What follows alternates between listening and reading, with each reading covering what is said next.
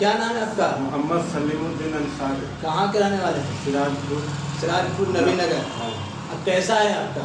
75% ठीक है, 25% अभी है। 25% है। एक बार मुझको देखा है, आज ही देखा है। हाँ, आज ही देखा है, 75% ठीक है।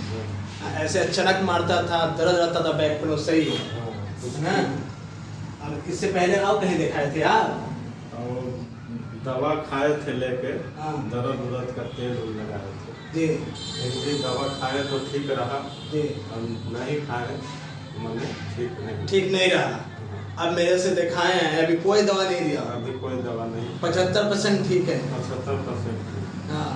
अब इससे आप लोग तक का मैसेज क्या देंगे? जो आप लोग व्यक्ति दिखाते हैं मेरे पास, इनको क्या मैसेज देंगे मेरे बारे में?